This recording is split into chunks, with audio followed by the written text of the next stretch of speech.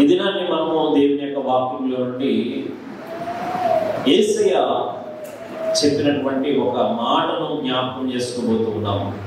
యోహాను సువార్త 6వ అధ్యాయము 51వ వచనాన్ని మనం చదువుకుందాం. పరలోకము నుండి దిగి వచ్చిన జీవాహారమును నేనే. బైబిల్ గ్రంథంలో ఈ మాట మనము గమనించాలి. పరలోకము నుండి దిగి వచ్చిన జీవాహారమును నేనే. యేసయ్య తనను వెంబడిస్తున్నటువంటి వారందరితో కూడా ఈ మాట చెప్పాడు. ప్రభు బల అనేది దేవుని బిడ్డల యొక్క జీవితంలో ప్రధానమైన విషయము. అయితే దానికి సంబంధించి యోహాను సువార్త 6వ అధ్యాయంలో ప్రభు అనేక విషయాలు చెప్తూ అందులో ప్రభు చెప్పిన మాటే జీవాహారము నేనే, పరలోకము నుండి దిగి వచ్చిన జీవాహారం.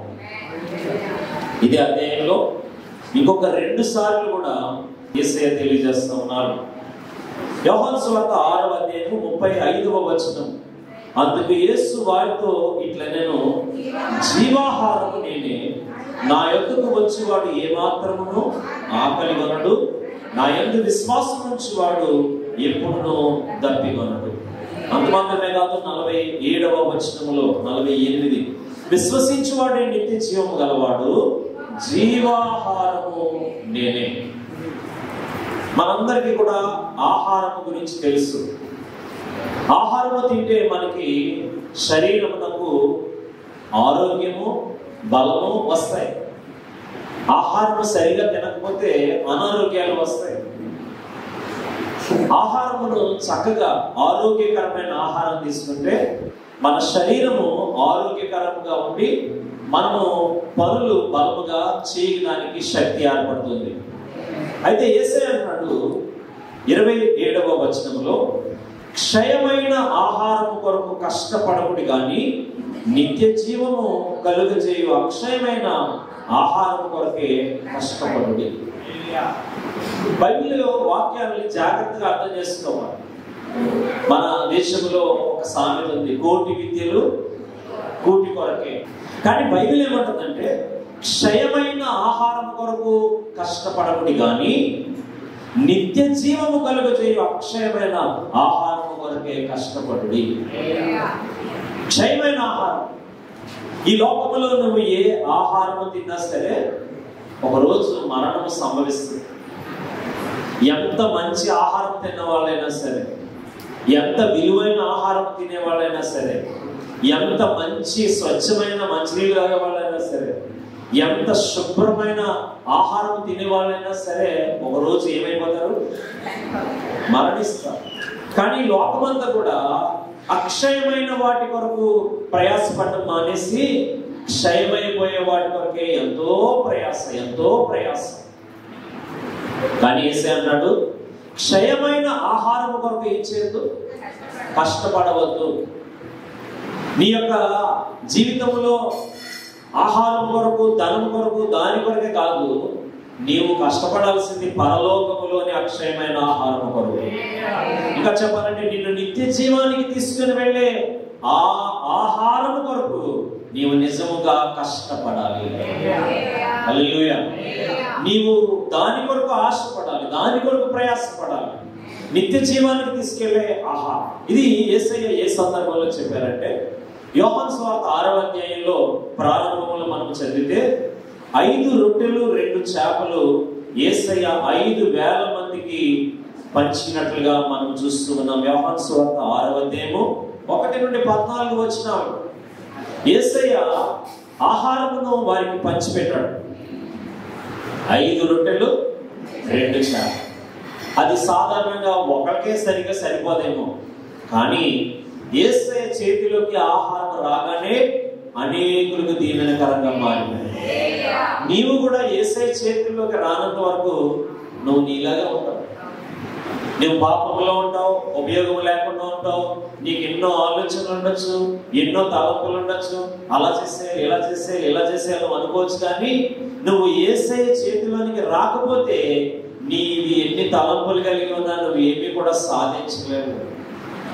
యోహాను సువార్త 15వ అధ్యాయంలో యేసయ్య అన్నాడు, మీరు నాకు వేరుగా ఉండి ఏమీ చేయలేరు. ఏం చేయలేరు? నువ్వు యేసయ్యకి దూరంగా ఉండి ఏమి చేసినా సరే అది ఉపయోగపడలేనిదే. ఒకవేళ ఈ లోకంలో కోట్ల రూపాయల ఆస్తి కూర్చుకోవచ్చు, కానీ నీవు నరకానికి వెళ్ళిపోతే దానివల్ల ఏమి ప్రయోజనము? కాబట్టి గమనించాలి, యేసయ్య మనల్ని పిలుస్తూ ఉన్నాడు. స్తోత్రం చెల్లిద్దాం. యేసయ్య చేతిలోకి వచ్చేంత వరకు 5 రొట్టెలు 5 రొట్టెలుగా ఉన్నాయి, 2 చేపలు 2 చేపలుగానే ఉన్నాయి. కానీ యేసయ్య చేతులకు రాగానే యేసయ్య ఆశీర్వాదం మాట్లాడుతుంది. ఈ దినమున నీవు యేసయ్య చేతికి నీవు సమర్పించుకున్నావా? యేసయ్య నేను ఎలా నడవాలో నాకు తెలియజేయండి.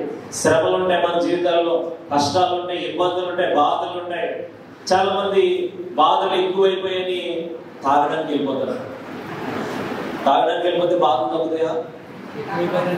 టెన్షన్ గా ఉందని కొంతమంది తాగడానికి వెళ్ళిపోతారు. ఇంటి దగ్గర ఉంటే భార్య విసిగించేస్తుందని స్నేహితులతో తిరగాలని బయటికి వెళ్ళిపోతారు.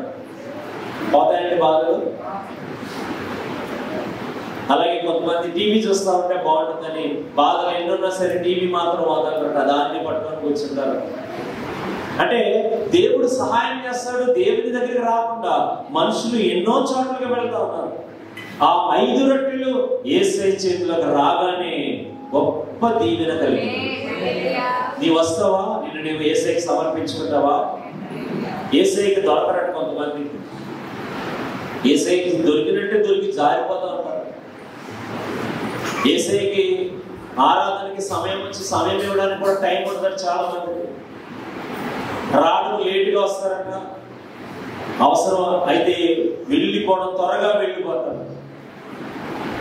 యేసయ్యకి దొరకడానికి చాలా మందికి టైం ఉండలేదు. అదే వ్యర్థమైన వాటిని అయితే వాటి ముందే కూర్చుంటారు, వాటిలో కథలు.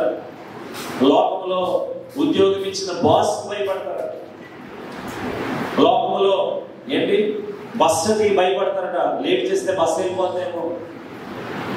కానీ దేవుడికి భయపడే వాళ్ళు ఉన్నారా? దేవుడి చేతులకు వచ్చే వాళ్ళు ఉన్నారా?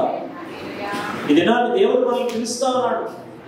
నీ జీవితంలో మొదటి స్థానం నువ్వు ఎవరికి ఇస్తూ ఉన్నావు? First priority. కొంతమంది ఫోన్ లేకపోతే నిద్ర రాదు. అంటే ఫోన్ ఉంటే ఎలాగా నిద్ర రాదు, కానీ ఫోన్ లేకపోతే నిద్ర రాదు. అంటే టెన్షన్ వచ్చేస్తా ఉంటారు. ఉదయం లేచి లేవగానే ఏంటి ఫోన్ ఎక్కడుందని వెతుకుతా ఉంటారు. జాగ్రత్తగా ఉండాలి. మిమ్మల్ని మీరు కూడా పరిశీలించుకుంటూ ఉండాలి. మనం పరిశీలించుకుంటూ ఉండాలి. ఈ యేసయ్య చేతిలోనికి రానంత వరకు ఆ 5 రొట్టెలు లాగే ఉన్నాయి. కానీ యేసయ్య చేతిలోకి రాగానే అవి మారిపోయాయి. ఆ ప్రజలకి గొప్ప తృప్తి కలిగింది. నీ జీవితాన్ని కూడా నువ్వు యేసయ్యకి అప్పగిస్తున్నావా? దేవుని యొక్క సన్నిధిని అనుభవించే అలవాట్లు నీకు ఉన్నాయా? ఆహారం కొరకు కష్టపడుతున్నారు, ఉద్యోగాలకు కష్టపడుతున్నారు, లోపల ఉన్న మనుషులకు భయపడి కష్టపడుతున్నారు, డ్వాక్రాకి భయపడే వాళ్ళు ఉన్నారు, డ్వాక్రా గ్రూప్ మెంబర్లకు భయపడే వాళ్ళు ఉన్నారు. కానీ దేవుడికి భయపడుతున్నావా? దేవుడి మాట వింటున్నావా? దేవుడికి సమయం ఇస్తున్నావా? మనందరికీ తెలుసు 5 రొట్టెలు 2 చేపలు 5,000 మందికి పంచారని. ఎలాగా? ఆ చిన్నవాడి దగ్గర నుంచి ఆ చేపలు యేసయ్య చేతిలోనికి వచ్చింది. రొట్టెల్ని మార్చగలిగిన దేవుడు జీవము గల నీతో ఎన్ని గొప్ప కార్యాలు చేయగలరు, నీ ద్వారా ఎన్ని అద్భుతాలు చేయగలరు. నువ్వు అడుగువాడి కంటే ఊహించేవాడి కంటే అత్యధికమైన మేలులు యేసయ్య నీ ద్వారా చేస్తాడు. ఇవి చెప్తూ యేసయ్య ఎప్పుడైతే అద్భుతాన్ని చేశాడో 15వ వచనం, రాజుగా చేతులకు వారు వచ్చి తను బలవంతముగా పట్టుకొని పోవచ్చున్నారని యేసు ఎరిగి మరలా కొండకు ఒంటరిగా వెళ్ళాను. వాళ్ళు అనుకున్నట యేసయ్య లాంటి రాజు అనుకుంటే మనం ప్రతిరోజు కూడా ఇక రొట్టెలు వండుకోవలసిన పని లేదు, చేపలు వెళ్ళి గేలం వేయవలసిన పని లేదు, వాటిని పులుసులన్నీ తీసి పేగులన్నీ బయటకి తీసి కాల్చాల్సిన పని లేదు. అన్ని రెడీ చేసి యేసయ్య పంచిపెట్టేస్తాడు రోజు. కాబట్టి ఈయన మనకి ఏమవ్వాలి చెప్పండి? రాజుగా ఉండాలి. వాళ్ళు వస్తున్నారు, వస్తే మరి యేసయ్య ఏం చేయాలి? అమ్మయ్యా, నాలుగు అర్థమైంది, నేను ఎంత గొప్పను, కాబట్టి రండి మంచి బట్టలు వేసుకొని వస్తాను, ఒకసారి రండి 5 నిమిషాలు అని చెప్పి యేసయ్య వాళ్ళని ఏంటి రాజుగా చేయడానికి అనుమతించలేదట, కానీ యేసయ్య ఒంటరిగా ఉండడానికి వెళ్ళాడు. ఎందుకంటే యేసయ్య రాజు అవ్వడానికి రాలేదు ఈ లోకానికి. స్తోత్రం చెప్తారా?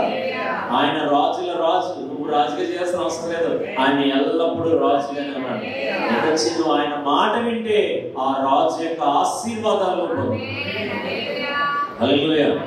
నువ్వు దొరుకుతున్నావా యేసయ్యకి? నీ జీవితంలో ఎన్నో శ్రమలు, వేదనలు, ఆటంకాలు, ఇబ్బందులు ఉన్నాయి. నీ ఒకవేళ దేవుడి మీద కోపగిస్తున్నావేమో, మనుషుల మీద కోపగిస్తున్నావేమో, వాళ్ళకి ఇలా చేయలేదు, వాళ్ళకి ఇలా చేయలేదు అంటున్నావేమో. ఇవన్నీ పక్కన పెట్టి ఆ చేపలు ఎలాగైతే యేసయ్య చేతిలోకి వచ్చాయో నువ్వు కూడా యేసయ్య చేతిలో.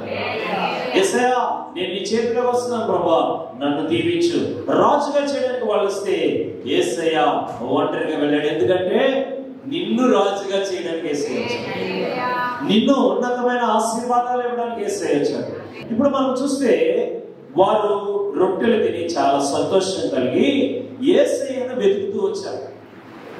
యేసయ్యను వెతుకుతూ వస్తే 27వ వచనంలో 26వ వచనంలో యేసయ్య అంటారు, యేసు మీరు సూచనలను చూచుట వల్ల కాదు, కానీ రొట్టెలు భుజించి తృప్తి పొందటం వల్ల నేను నన్ను వెతుకుచున్నారని మీతో నిశ్చయంగా చెప్తున్నాను. నేను చాలా మంది అంటారు, ప్రభా నన్ను పరీక్షల్లో పాస్ చేయి, నాకు ఉద్యోగం ఇచ్చేయి, నన్ను మంచి ఇల్లు కట్టుకునేలా చెయ్యి, నాకు వివాహం అయిపోవాలి, నాకు పిల్లలు కలగాలి, నేను కారు కొనుక్కోవాలి, నేను స్థలం కొనుక్కోవాలి, నాకు అన్ని వచ్చేయాలి, ఆ తర్వాత మా పిల్లల్ని దీవించు. వీళ్ళందరూ ఎక్కడికి వెళ్ళాలి? పర్వతంగా నరకంట. దీనికి సంబంధించిన సిద్ధపాటు ఏముండదంట. కానీ వీళ్ళు కూడా ఇలాగే రొట్టెలు కావాలంటే ఏం కావాలండి? చెప్పండి. అందరూ రొట్టెలు కావాలనే వచ్చారు, కానీ మీరు దేవుని యొక్క సూచనలు చూసి దేవుడు కావాలని రాలేదని యేసయ్య చెప్తూ, క్షయమైన ఆహారం కొరకు కష్టపడద్దు, అక్షయమైన ఆహారం కొరకు కష్టపడండి. గట్టిగా అంటే నువ్వు దేవుడిని కలిగి ఉండడానికి, దేవుడితో సహవాసం కలిగి ఉండడానికి, నీ ఇంటి దగ్గర మోకరించి నువ్వు ప్రార్థన చేయడానికి సిద్ధపడితే దేవుని యొక్క ఘనమైన ఆశీర్వాదాలను చూస్తావు.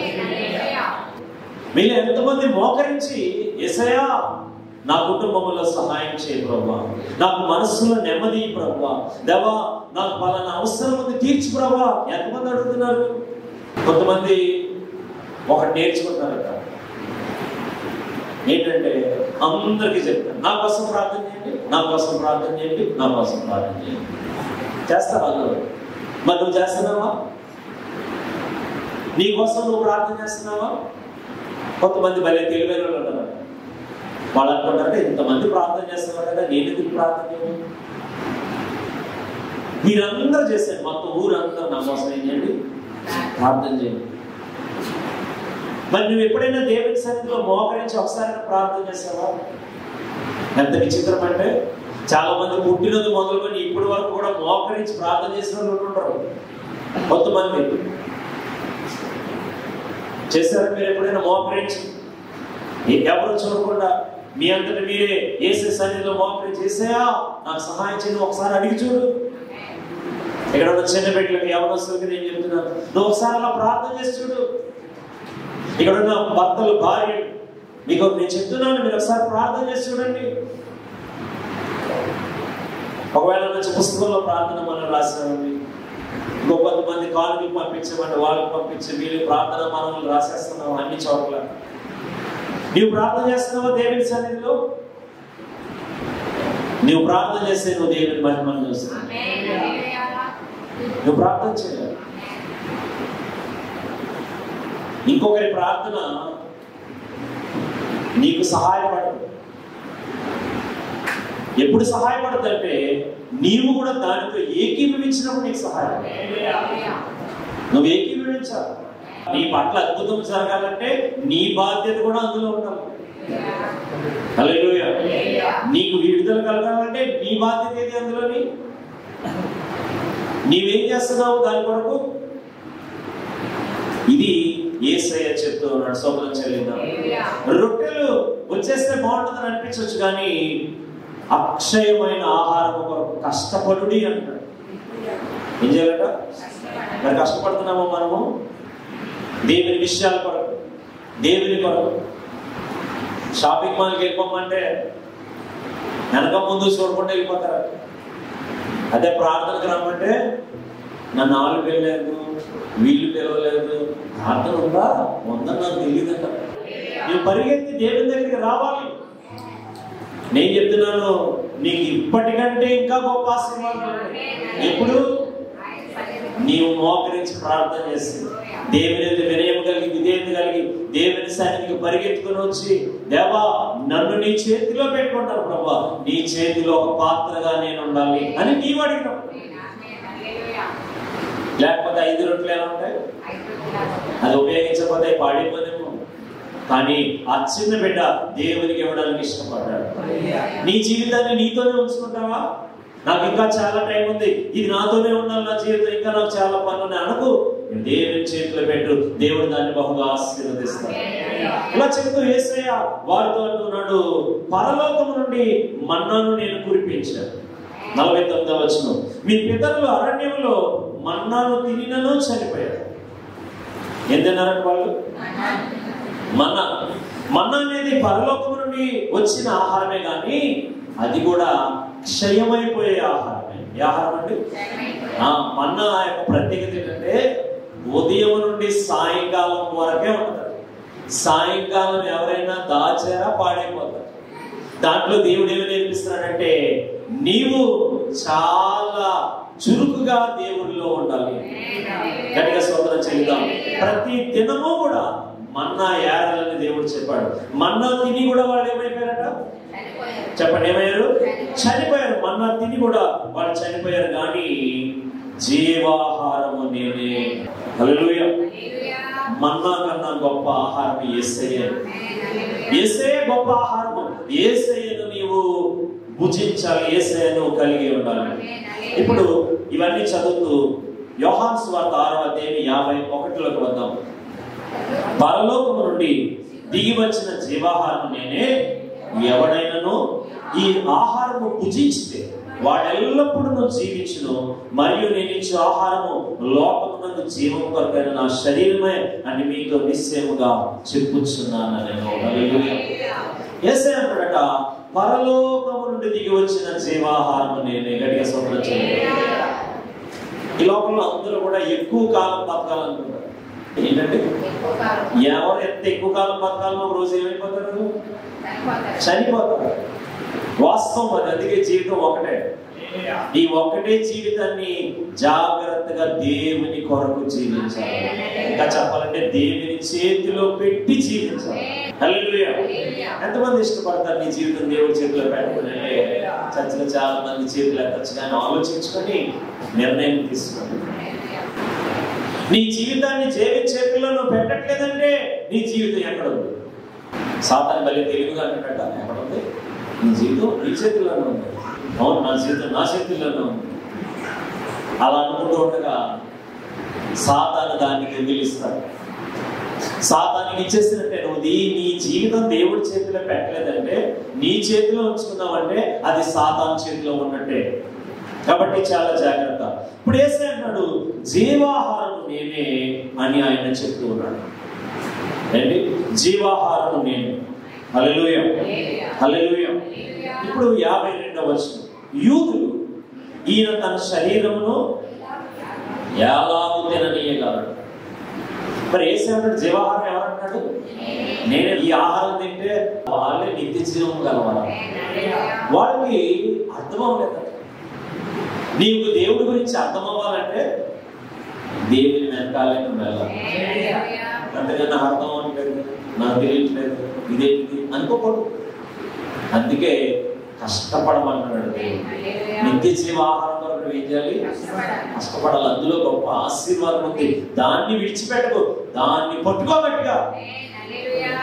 మళ్ళా యేసయ్య అన్నాడు 53, కావున యేసు ఇట్లనెను, మీరు మనుష్య కుమారుని శరీరము తిని ఆయన రక్తము తాగితేనే కానీ మీలో మీరు జీవము గలవారు కాదు. 54, నా శరీరము తిని నా రక్తము త్రాగువాడే నిత్య జీవము గలవాడు, అంత్య దినమున నేను వాడిని లేపుదును. నా శరీరము నిజమైన ఆహారము, నా రక్తము నిజమైన పానమునై ఉన్నది. ఇంకా చాలా విషయాలు ఉన్నాయి. యూదులు అనుకుంటున్నారు యేసయ్య శరీరం మనం ఎలా తినేస్తాము, యేసయ్య రక్తాన్ని మనం ఎలా తాగేస్తాం. ఇంకా వాళ్ళు అంటూ ఉన్నారట, ఇది కఠినమైన మాట.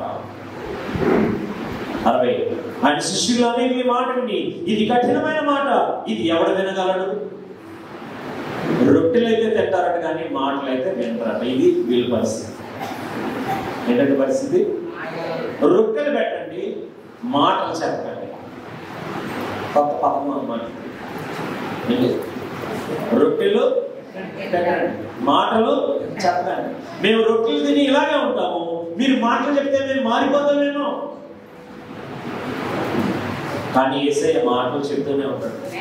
ఎందుకంటే నిన్ను ఒక మహా గొప్ప ఆశీర్వాదంగా యేసయ్య మార్చలేదు.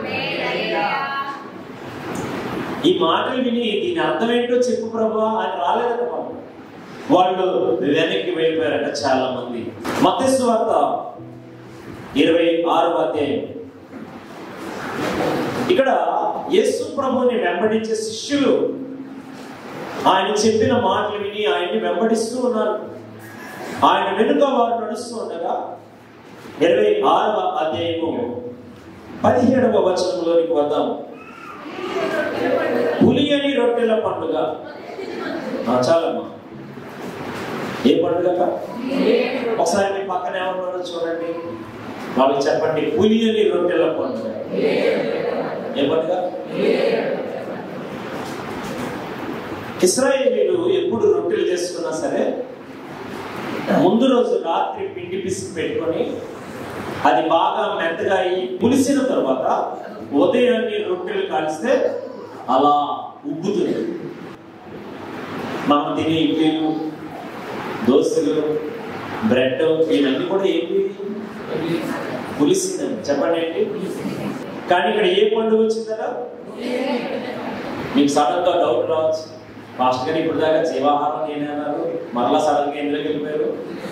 పులియని రొట్టెలకి వెళ్ళిపోయారంటే మరి అక్కడే చెప్పాడు అసలు రొట్టె అంటే ఏంటి, తినడం అంటే ఏంటి. సౌకర్యం దాన్ని అర్థం చేసుకోవడానికి పులి అని రొట్టె అనండి అందరూ. ఇశ్రాయేలీయులు పులిసిన రొట్టె తింటారు. పాలు పెరుగు. పాలు పెరగవాలంటే ఏం చేయాలి? అందులో తోడుగా తీసుకురావాలంటే బ్యాక్టీరియాని. పులుపు ఇది దేనికి గుర్తుగా ఉందంటే, పులుపు అనేది పాపమునకు గుర్తుగా ఉంది. ఏంటి? మన జీవితాలు పాపముతో నిండి ఉన్న జీవితాలు. కానీ దేవుడు ఇశ్రాయేలీయులకి ఒక పండుగ పెట్టాడట, పులి అని రొట్టెల పండుగ. సోదరులు, ద ఫీస్ట్ ఆఫ్ అన్లీవెన్డ్ బ్రెడ్. ఎందుకు పెట్టాడు అని అంటే, వాళ్ళు పులిసిన రొట్టెలు తింటూ ఉండగా పులి అని రొట్టె తినడం గురించి నేర్చుకోవాలి. సోదరులు చెప్పండి, గట్టిగా సోదరులు. పులిసిన రొట్టె, పులి అని రొట్టె. అన్ని రోజులు ఏ రొట్టె తింటారు వాళ్ళు? పులిసిన రొట్టె. కానీ ఒక పండుగ చేయాలి మీరు. ఈ పండుగలో మీరు ఏం తినాలి? పులి అని రొట్టె.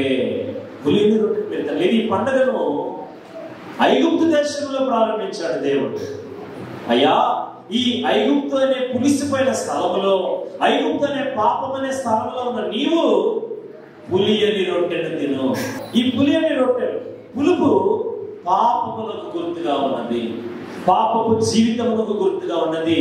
నిన్నటి పాపం పాలులో పెరుగులో తోడేసినట్టుగా మళ్ళా ఈ రోజు కూడా తెచ్చేసుకుంటున్నాం. ఏమన్నా అంటే అదే మంచిది అంటున్నామట, చలవ చేస్తుంది అంటున్నాడు పాపం. కొంతమందిని అడగండి, నువ్వు ఎందుకు ఎలా చేస్తున్నావు అంటే, ఇందులో ఉంటేనే నాకు చల్లగా ఉంటది. పందిని అడిగితే బురదలో ఎందుకు పడుకుంటున్నావు పంది అంటే ఏమంటదండి? కానీ నీ జీవితానికి నిజముగా మేలు కలగాలంటే పులి అని రొట్టెను నీవు తినాలి. గట్టిగా స్తోత్రం చేయండి. పులిసిన రొట్టె పాపమును గుర్తుగా ఉంది. నీ జీవితంలో, ఈ లోకంలో నిన్ను పులిసిపోయేలా చేయడానికి సినిమాలు, సీరియల్, మొబైల్ ఫోన్లు, వ్యర్థమైన సంభాషణలు, అసూయ, దూషణ, కొట్లాటలు ఇవన్నీ లేనిపోని కావలసినవి ఉన్నాయి పులిసిపోయేలా చేయడానికి. కానీ ఏ పండుగ? సోదరు చెప్తారా? పులి అని రొట్టెల పండుగను బట్టి దేవునికి స్తోత్రం. సరే, వీళ్ళు పండుగ చేస్తున్నారు. యేసయ్య కూడా ఆ పండుగలో ఉన్నాడట. అయితే 26వ వచనం, 26, 26 వారు భోజనం చేయుచుండగా యేసు ఒక రొట్టె పట్టుకొని, సోదరులు చెప్పండి, యేసే పట్టుకున్న రొట్టె ఇప్పుడు ఏ రొట్టె మీరు చెప్పాలి? పులిసిన రొట్టె, పులియని రొట్టె? చెప్పండి. అన్లీవెన్ బ్రెడ్. ఆ యొక్క పస్కాను ఆయన ఆచరిస్తూ అందులో తినవలసిన పులియని రొట్టెను తీస్తాడు. పులుపు పాపమునకు గుర్తుగా ఉంటే పులియని రొట్టె పరిశుద్ధతకు గుర్తుగా. దాంట్లో ఏ మలినము లేదట, ఏ బ్యాక్టీరియా లేదట, నిన్నటి పాత స్వభావం అందులో లేదు. ఏ రొట్టె? పులియని రొట్టె, అన్లీవెన్ బ్రెడ్. మరి ఈ రొట్టె తీసి ఏమంటాడు యేసయ్య? దాన్ని ఆశీర్వదించి విరిచి తన శిష్యులకు ఇచ్చి, మీరు తీసుకొని తినండి, ఇది నా శరీరము, దిస్ ఈస్ మై బాడీ. ఇప్పుడు యోహాను సువార్త 6వ అధ్యాయంలో యేసయ్య ఏమన్నాడు? ఏం తినాలి మీరు? నా శరీరము తిని. అంటే అది వినే కొంతమంది వెళ్ళిపోయారు. ఎవరైతే నమ్మకంగా నాకు దేవుడే కావాలి, దేవుని నిత్య జీవపు మాటలు కావాలని యేసయ్యని ఎవరైతే వెంబడించారో వారికి చెప్పాడట, అయ్యా ఇదే నా శరీరం. ఎంతమందికి సంతోషం? అంటే యేసయ్య యొక్క శరీరములో ఏ పాపము లేదు. అందుకే కుష్ఠరోగిని ముట్టుకోగానే ఈయన వచ్చి స్వస్థత ఆగలిగింది. రక్తస్రావపు రోగి యేసయ్య చెంగును ముట్టుకోగానే పాపము లేని యేసయ్య వచ్చి స్వస్థత. పులియని రొట్టెగా వచ్చినట్టు లోకం, పరలోకము నుండి దిగి వచ్చిన జీవాహారము. మనుషులందరూ పులిసిపోయిన రొట్టె లాంటి వాళ్ళే, కానీ పులియని రొట్టెగా ఆకాశం నుండి యేసయ్య దిగి వచ్చాడు. ఇది నా శరీరం, ఇది నా శరీరం. సో యూదులు ఈ శరీరాన్ని ముక్కల కింద కోసం తినేయాలి. నో నో నో, పులియని రొట్టెను మీ కొరకు సిద్ధపరిచాను, ఇది నా శరీరం, సోదర శరీరం. హల్లెలూయా. ఆ తర్వాత 28వ వచనంలో ఉంది, ఇది నా రక్తము, ద్రాక్షారసం. ఆ ద్రాక్షాలు ఎలాగైతే తొక్కబడి ఆ ఫ్రెష్ గా ఉన్న ద్రాక్షారసం వస్తుందో అలాగే యేసయ్య అన్నాడు, నా రక్తము, నా యొక్క శరీరము, ఇవి రెండు కూడా మీ కొరకు నేను ఇస్తాను. అర్థం అవ్వలేదు మాకు యేసయ్య గురించి చెప్పిన వాళ్ళకి, ఇది అర్థం అవ్వలేదు. కానీ యేసయ్య నేను వెంబడిస్తాను, యేసయ్య మాట నేను వింటాననే వాళ్ళకి అర్థమైందో, ఓహో ఎంత గొప్ప మార్గం ఉందా ఇందులో, సోదర చెల్లిగా. అప్పటికే దగ్గర 3000 సంవత్సరాల నుండి కూడా వాళ్ళ పులియని రొట్టె తింటున్నారు. కానీ దాని అర్థం ఏంటో ఎప్పుడు తెలిసిందా? యేసయ్య చేతిలో పట్టుకొని ఈ పులియని రొట్టె ఎందుకు పెట్టానంటే, మీరు కూడా పులియని రొట్టె వల్లే మారాలి. నీ పాపమంతా తొలగిపోవాలి, నీలో పులుపంతా తొలగిపోవాలి, పాప స్వభావాలన్నీ తొలగిపోయి యేసు రక్తము చేత నువ్వు కడగబడాలి. పులియని రొట్టె. ఎంతమంది ఆశపడుతున్నారు? యేసయ్యా నీవు పులియని రొట్టెగా ఉన్నావు, నాలోనికి రండి ప్రభువా, నీ యొక్క రొట్టెను నేను తీసుకోవాలి, నీ యొక్క పులుపు లేని ఆ పాపము లేని నీ స్వభావము నాలోనికి రావాలి. అదే క్రైస్తవ జీవితం, అదే క్రైస్తవ జీవితం. సో ఈ విషయాన్ని మనం గమనిస్తే అన్నాడు, ఇది నా శరీరము, నా యొక్క రక్తము. హల్లెలూయా. సమయంలో ఈ జీవాహారమైన యేసయ్యతో మన సహవాసం గురించి 4 క్లుప్తమైన విషయాలు నేను మీకు జ్ఞాపకం చేస్తాను. మొట్టమొదటి విషయము, 1 కొరింథీ పత్రిక 10వ అధ్యాయంలో 16వ వచనం, మనము దీవించు ఆశీర్వచనపు పాత్రలోని త్రాగుట క్రీస్తు రక్తములో పాలు పుచ్చుకొనుటయే కదా. మనము విరిచి రొట్టె తినుట క్రీస్తు శరీరములో పాలు పుచ్చుకొనుటయే కదా. సోదర చెల్లిగా, క్రీస్తు యొక్క శరీరం, ఆ శరీరముతో యేసయ్య లోకానికి పులియని రొట్టెగా ఎందుకు వచ్చాడంటే, పాపములో ఉండిన మనలందరినీ కూడా శుద్ధీకరించడానికి వచ్చాడు, మనల్ని ఆయనతో కలుపుకోవడానికి వచ్చాడు. ఆయన పక్కన కూర్చోబెట్టుకోవడం. మనం ఈ లోకంలో ఆయనకి ఇష్టం లేని ఎన్నో చేస్తాము, ఎన్నో మాటలు మాట్లాడాము, ఎన్నో చూడకూడని విషయాలు మనం చూస్తాము, తలంచకూడని తలంపులు తలంచాము. కానీ యేసయ్య తన పక్కనే నేను కూర్చోబెట్టాడు. ఎందుకు? నీ గొప్పతనం నా గొప్పతనం కాదు, ఆయన ప్రేమ వలన తన రక్తమును కార్చి మన పక్కన కూర్చోబెట్టుకొని మనకు ఆయన శరీరమును తన యొక్క రక్తమును ఇస్తా ఉన్నాడు. హల్లెలూయా. ఇప్పుడు 17వ వచనంలో యేసయ్య ఈ లోకానికి వచ్చినప్పుడు అందరినీ కూడా ఐక్యపరుస్తున్నాడు. Jesus unites all. యేసు ప్రభు తన యొక్క రక్తము ద్వారా, శరీరం ద్వారా అందరినీ కూడా ఐక్యతలోనికి నడిపిస్తున్నాడు. నమ్మిన వాళ్ళు స్వతంత్రించండి. మొదటి మనిషిని దేవుడే చేస్తాడు. మనుషుల నుంచే మనం అందరం వచ్చే మొదటి తల్లిదండ్రుల నుంచి. కానీ ఈనాడు మనుషులు పాపం వల్ల, ద్వేషం వల్ల, సాతాను వల్ల విడిపోయారు. మనుషులు విడిపోయి ఒకరి మీద ఒకరు హెచ్చించుకుంటూ ఒకరినొకరు అణిచివేస్తూ ఉండగా యేసయ్య ఈ లోకానికి ఎందుకు వచ్చారంటే ఒకే రొట్టె ద్వారా అందరినీ కలపడానికి. ఎట్లా సోదరుడు? ఇంకా చెప్పాలంటే నువ్వు యేసయ్యను నమ్ముతున్నావంటే ఒక ఉన్నతమైన మనోభావంలోనికి నువ్వు వెళ్తావు. మనుషులందరూ ఒక్కటే అని యేసయ్య ఒక్కడే చెప్తున్నాడు. అందుకే మనమందరము ఆ ఒకటే రొట్టెలో పాలు పుచ్చుకొనుచున్నాము. 17వ వచనం. రొట్టె ఒక్కటే కనుక అనేకులమైన మనము ఒక్క శరీరమై ఉన్నాము. సోదరుడు చెప్పండి, మీరు ఎంతమంది పరలోకానికి వెళ్ళాలనుకుంటున్నారు? ఇష్టం వాళ్ళందరూ ఎక్క సోదరుడు. మరి పరలోకం ఎలా ఉండాలి? పరలోకంలో అమెరికా వాళ్ళందరూ ఒక దగ్గర, రష్యా వాళ్ళందరూ ఒక దగ్గర, ఇస్రాయేల్ వాళ్ళందరూ ఒక దగ్గర, ఇండియా వాళ్ళందరూ ఒక దగ్గర వచ్చారు. ఒకరిని ఒకరు ఏం చేయాలి? బాణాలు వేసుకోవాలి. ఇదేనా పరలోకం అంటే? అదా మరి ఏంటి పరలోకం అంటే? అందరూ కలిసి హల్లెలూయా స్తుతి గానాలు పాడి సంతోషపడి ప్రేమ కలిగి ఉంటారు. ఎవరు చేస్తారు ఇలా? ఎవరు చేస్తారు? ఈ ప్రపంచం మీద ఎవరన్నా గొప్పవాడు తీసుకున్నా చేయగలరా? ఏ గొప్పవాడు చేయలేడు. ఒకే ఒక గొప్పవాడు ఉన్నాడు, ఆయన యేసు. ఆయన రక్తంతో కడగబడి అందరూ ఒకటే రొట్టె. సొంతం చెప్పండి, ఒకటే రొట్టె. అందుకే పరలోకానికి వెళ్ళాలనుకునే వాళ్ళు చాలా జాగ్రత్తగా సిద్ధపడాలి. ఈ లోకంలో కోపము, ద్వేషము, హెచ్చుతగ్గులు, పనిమాలి అన్ని కూడా పాడయ్యే పరలోకం వెళ్ళదు. ఉన్నతమైన మనస్సు కలిగి యేసు రక్తం చేత కడగబడి అందరము ఒక్కటే అనుకున్న వాళ్ళే పరలోకానికి వెళ్ళాలి. నేను చెప్పాను కదా బైబిల్లో. అవును,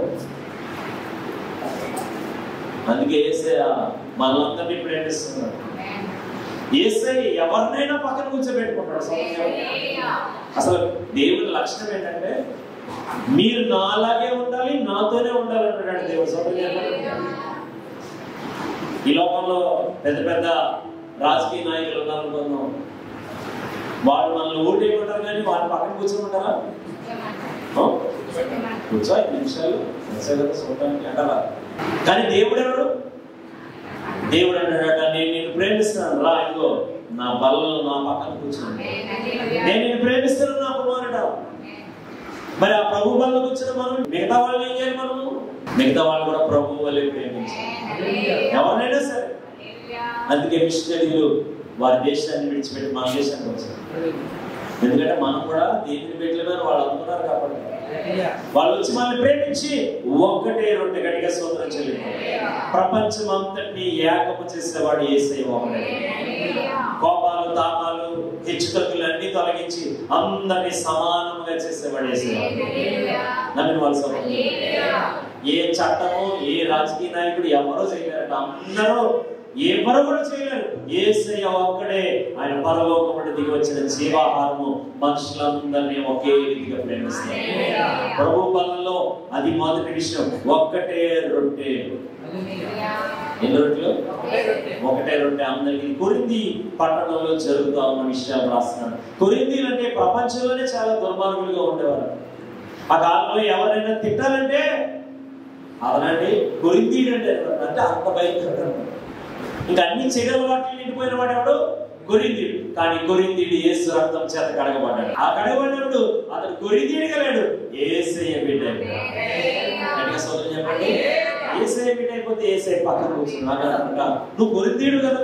అవును, ఒకనొకప్పుడు కొరింథీయుడే కానీ క్రీస్తు రక్తం చేత నేను కడగబడ్డాను. ఇప్పుడు ఒకే రొట్టెలో పాలు పంచుకున్నాను. How can I help you? నేను నీకు ఏ రీతిగా సహాయం చేయగలను? ఇంతకు ముందు దొంగ, దోచుకునేవాడు, దుర్మార్గుడు, పాపి, కానీ ఇప్పుడు కొరింథీయుడు మారిపోయాడు. గట్టిగా సోదరులు చెప్పండి. సో పరలోకము పరలోకంగా వెళ్ళే వాళ్ళు యేసయ్య యొక్క శరీరము ఎందుకు నలుగుగొట్టబడిందంటే మనుషులందరినీ ఒక్కటిగా చేసేవాడు యేసయ్య.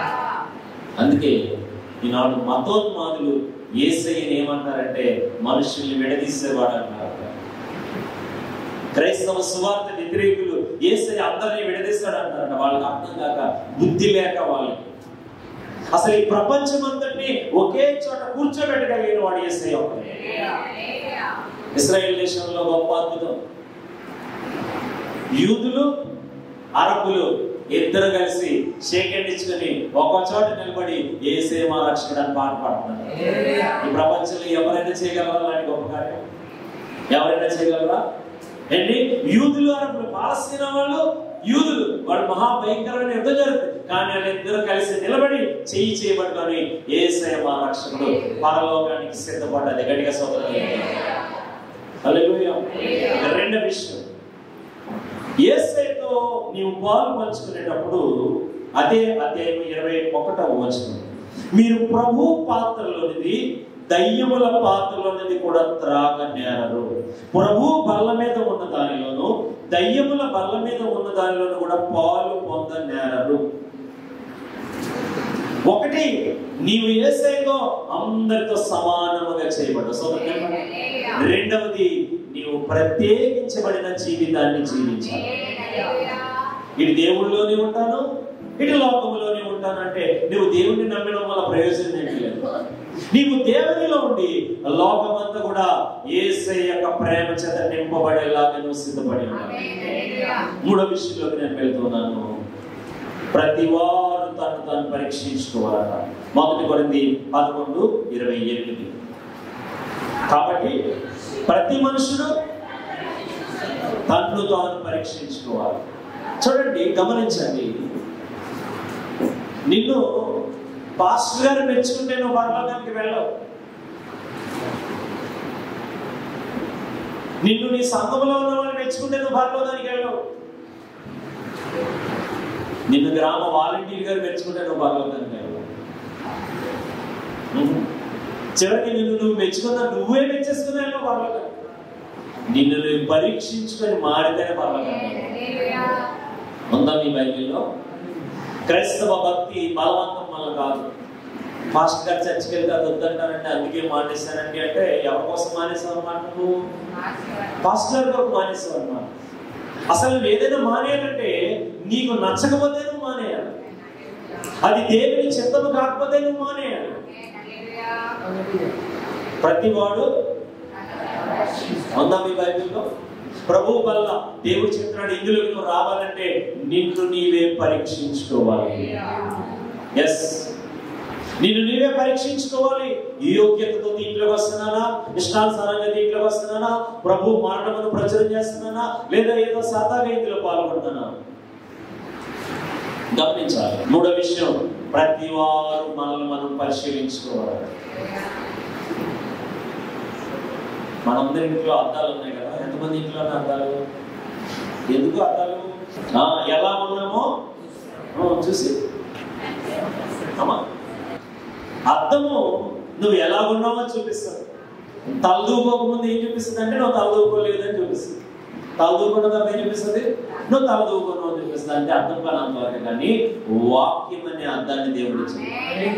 ఈ వాక్యం అనే అర్థము నువ్వు ఎలా ఉన్నావో చూపిస్తుంది, ఎలా ఉండాలో చూపిస్తుంది. చెప్పండి.